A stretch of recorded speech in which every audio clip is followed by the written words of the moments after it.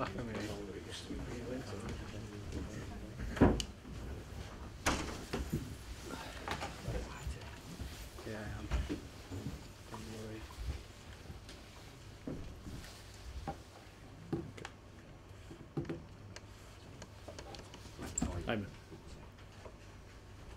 Hey guys, you alright? Oh, When we start? if we could start with the health of the squad, please. Bring us up to speed on this reported virus.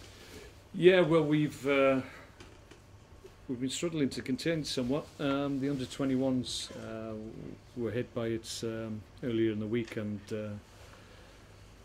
we tried to obviously deal with it there and then. We closed their operation down to a certain extent. They haven't been in and around the building for the past 3 days. They won't be in tomorrow either. So we were trying to contain it, as I said, but unfortunately today, Asmir Begovic, Jeff Cameron and Phil Bardsley reported that they were feeling unwell with sickness and what have you.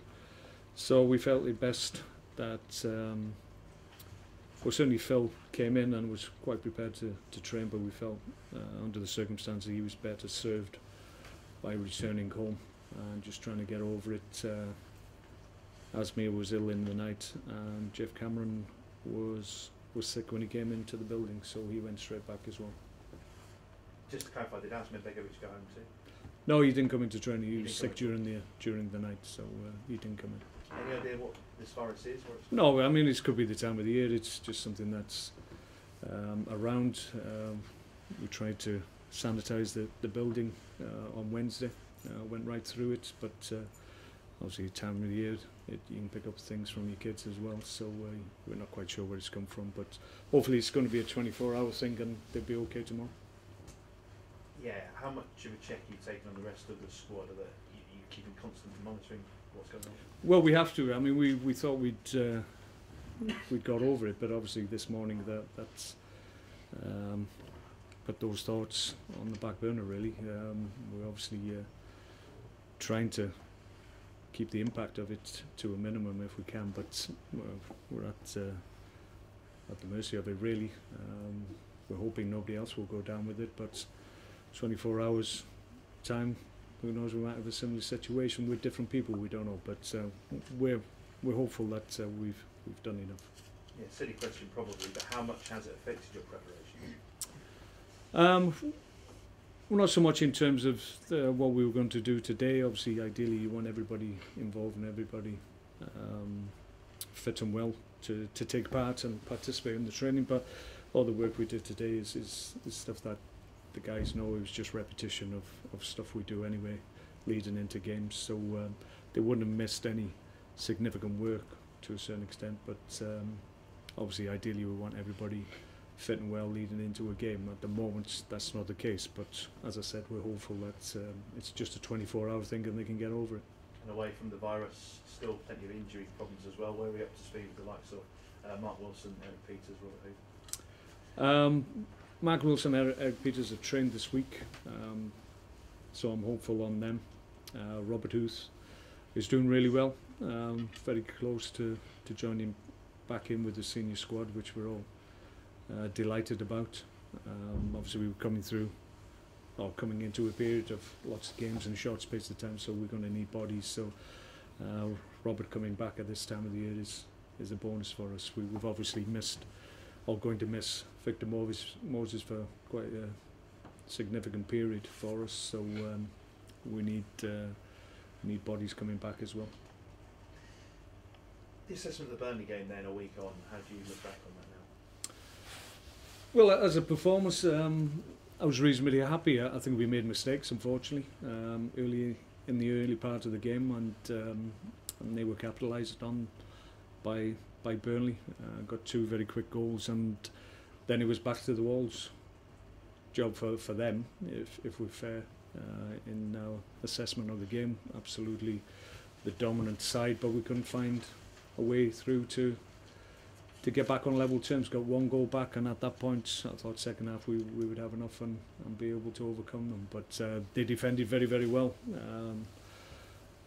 got blocks in at key moments and kept us at arm's length, and in the end we weren't able to get back on level terms or even take the game away from them. But in terms of performance, we just allowed ourselves to go behind in the game, and that's very difficult in the Premier League to come back. But in terms of moving the ball quickly and a Premier League performance, for the most part, I was fine with it. But we made mistakes and got punished, unfortunately. Yeah, some big games coming up. Liverpool, Manchester United, Arsenal as well. Are the players self-daunted or excited by those? No, we're looking forward to them. I think if you look at our form away from home, it's arguably better than our home form. We played really well on our travels, and the big teams are always a test. But we're playing well. As I said, last week we didn't play poorly. We made mistakes, which can happen, but I don't think we played poorly. So confidence-wise, we're in decent shape, and that's off the back of a very good performance against Spurs the week before, where we were able to win comfortably, in my view. So we can go to the bigger teams with more resources in terms of playing staff, and we can give a good account of ourselves. We've already proved that this year. Given what they achieved last year, are you surprised to see Brendan Rodgers under so much pressure? Well, no, it's surprising the reaction of people. I think sometimes when people sense there's a little bit of pressure building, then everybody jumps on the wagon and tries to add to it. I think that's unfair, but that happens to all of us, so it's not something that Brendan is unaware of. He understands how it works. But I think when you lose the services of two strikers such as Suarez and Sturridge, then it's going to impact on you. I think last year, correct me if I'm wrong, I think there was only 3 players in the whole of the Premier League scored more than 20 goals, and Liverpool had 2 of them. So that shows where their season was built, on the back of 2 outstanding strikers, and they haven't had those services this year. So it's obviously going to take a big part of their game away from them. Is it easy to put how can you put your finger on a side that wins the away games and loses the home games? I mean, it's almost a reverse of how it was last year. Is there any reason why you seem to be more susceptible at home? No, I think we've made fundamental errors. On almost every time we've made a mistake, we've been punished. Sometimes you can ride your luck and give up 2 or 3 good opportunities to the opposition. They miss them, and then you move on and you can still win games. But it seems that every time we make a mistake, certainly in home games against opposition that maybe people would expect us to beat, then we've had a problem. And it's been more difficult for us to break down teams when they've probably just sat in there and got bodies behind the ball, and that's always difficult. It's not just us that finds that difficult. Top teams find that difficult as well.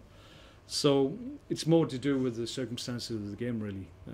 We've conceded key times in games, invariably gone behind in these games, and the first goal, you've heard me many occasions say how important scoring first is in the Premier League, and on too many occasions at home we haven't scored the first goal, because as the home team that's what you want to do, and then you ride the wave of the momentum that builds. Tactically, will you play it the same at Anfield as you did at the Etihad and at White Hart Lane? I think we approached those games in a positive manner in terms of our outlook and our belief in what we were going to do on the day. We had a game plan, we always do in away games, and they've served us well. We've been organised, we've been difficult to break down, but we've had a threat on the break, which we still have, even though we're missing the likes of Victor Moses at the weekend. So we've had success with what we've done on our travels. At times it can be a little bit easier for us, because I think with the players and the type of players that we have, I think it lends itself more to maybe a counter-attacking style of play than maybe trying to break teams down, which we found difficult at the Britannia. You mentioned about your injuries and the people who are coming back. I mean, Glenn Whelan's had a bad injury, but he's now back, and in a sense the side has missed him. Well, yeah, we did really well. Obviously at Tottenham, Glenn wasn't available then. Steve Sidwell's come in and done really well. Been really pleased with his impact. But Glenn's an experienced player, and we're delighted that he's been able to get back so quickly. I mean, the fracture of the leg obviously is a significant injury, and We probably, if we're honest, didn't expect him to be back so soon, but credit to him, he worked exceptionally hard and made sure he's available. He's had 2 weeks now. First week back, obviously you sense that he was still carrying the injury somewhat, but certainly this week there's no evidence that he's compromised by the injury, and he's for the most part I think he's over it. Final question from me. I mean, I just wonder whether Liverpool's weak, bearing in mind what's happened last weekend, they've been to Bulgaria this week, will that sort of fatigue play in your favour? I suppose you've also got the virus at your end to counter that. Yeah, I mean, it can do. I think more so if you're involved in the Europa League. I think Champions League games are earlier in the week and they don't have such a significant impact in my view. They've got a big squad. They can manage obviously any number of games that they have ahead of them. I think there's a picture in the paper showing the strength of their bench, something like 100 million on the bench, so they do have resources that they can use. So I don't think it will impact too much on them. I think maybe the focus that seems to be on them at the moment, maybe that's something that they need to deal with, and if we can add to that, then we will try and do that. But they're an outstanding team with great players, so it's a tough test for us. But we proved this year that we can go anywhere and get positive results, so that's our intention. Mark, some of the performances, maybe you said you've made some errors, but there have been some individual performances that have been really positive, like Bojan, for instance. What have you made of him in the last few games? I've been really pleased with what he's produced. I think we had to be patient with him, but that's come to fruition now. I think he's enjoying his football. He's having an impact on games. I think his standing within the group is at a high level. It's certainly risen. I think people, the team and the players themselves, understand what a talent he is, and if we can release him and let him have an influence on the game, then he's going to help us. So it's about working with him and working the areas that he has to be productive in, and if we do that, then we'll get an end product from him. And I've been really pleased. He's a good professional, great kid, wants to work hard, wants to have an impact, and we're really pleased with what he's producing at the moment. There's an opportunity for some players to come in and make an impact now as well with the injuries, isn't there? Yeah, well, obviously we're missing Victor. I mean, it's been a little bit frustrating for the likes of Mark Hughes and Ozzy Asaidi, because through no fault of their own, they just haven't been able to break past Victor as a consequence of how well he's been playing. So it's been a little bit frustrating for the both of them, but there's opportunity now. They can see that it's up for grabs, and it's who makes the biggest impression on them. You talked about consistency before the international break, or lack of, and you said that you're looking forward to the next part of this, games coming up. Is there a good chance now to really build a run? I know you've got some really tough games, but if you could get a win or 2 wins, then you'd be up. Yeah. Obviously, I think what he's talking about is the stop-start season and then the internationals or whatever, and I think it's impacted on a lot of teams, to be perfectly honest, not just ourselves. And I think now we've always got a lot of games in short succession of time, and we'll have to deal with that. But I'm happier that we've got more often than not, certainly in the new year, we've got clear weeks where we can have good work and leading into games, and there's not that disruption during the week of games and leading into games, which is something that I think we've all missed. Mark, despite the Burnley results, there's still a chance of a really memorable season for Stoke this year. Are you still optimistic of sort of like top 9, top 8 to finish? Oh yeah. We look at. I think we're similar to many clubs, that if you look at the league table as it stands at this moment in time, I think there's any number of clubs that can look at the table and think, well, goodness me, if we'd have got 3 points there or an extra point there, then we would have been in the top 6. And I think certainly we feel very much and have that view ourselves, because we can look back, and you shouldn't do really, but it's too tempting to do. You look back at maybe QPR away, West Ham at home last weekend, obviously, when we couldn't overcome Burnley. Big opportunities that we haven't taken, but